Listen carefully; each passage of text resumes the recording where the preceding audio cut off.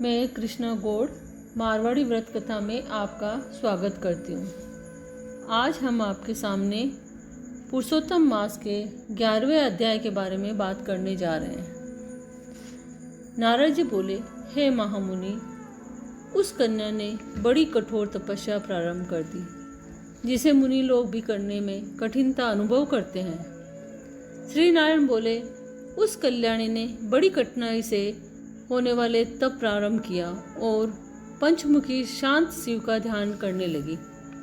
गर्मी में प्रचंड धूप में अग्नि में के बीच बैठकर और हेमंत तथा शीत ऋतु में ठंडे जल में बैठकर वह तपस्या करती थी। उसका मुख जल में कमल के समान तथा सिर के बाल फैलकर सेवार मंजरी से गिरे हुए जल में शोभायमान लगते थे। वह बाला वर्षा ऋतु में खुले मैदान में वर्षा के जल को अपने शरीर पर लेती थी। भोजन के स्थान पर दोनों समय वह कुमार लगी केवल धुआं पीकर रह जाती थी। देवता जिसे कठिन समझते थे एवं ऋषिगण जिसकी प्रशंसा करते थे, ऐसे तप क्रम में उसे 9000 वर्ष बीत गए। तब पार्वती पति भगवान शिव उसकी तपस्या से प्रसन्न हुए, उसे वहां आकर दर्शन दिए। शिवजी के दर्शन कर वह बाला शीघ्र ही खड़ी हो गई। तपस्या तथा प्रसन्नता के कारण कृष्ण देह भी हष्ट पुष्ट दिखने लगे। उस बाला ने सिर झुकाकर भगवान शिवजी को प्रणाम किया। संसार पूज्य भगवान शिव की मानसिक पूजन किया तथा भक्तिपूर्ण इस प्रकार स्तुति करने लगी कि हे पार्वतीनाथ, आपको नमस्कार है।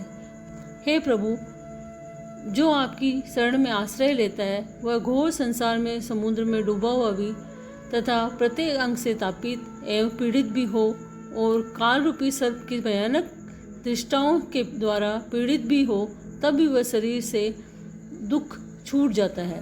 आपको नमस्कार है। इस प्रकार मन और वाणी से उस तपस्वी ने महादेव जी की प्रार्थना की। उसकी प्रार्थना को सुनकर तथा उग्र तप से प्रसन्न हुए भगवान शिव जी बोले, हे भद्रे तपस्विनी, तुम दुखी मत हो। जो भी तुम्हारी मनोकामना हो वह हमसे मांग लो, मैं तुमसे प्रसन्न हूँ।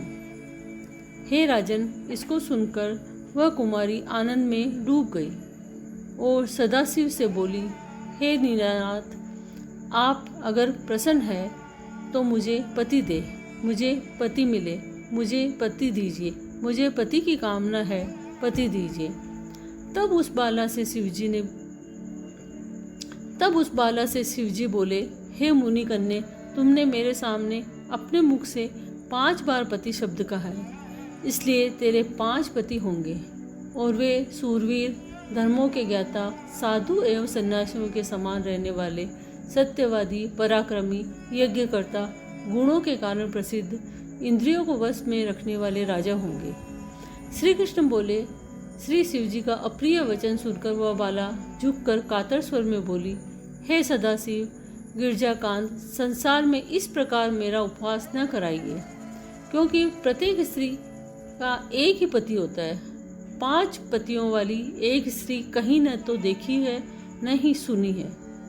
हे कृपा निदान, आपके सामने इस प्रकार कहना योग्य तो नहीं है, इसमें क्षमा चाहती हूँ।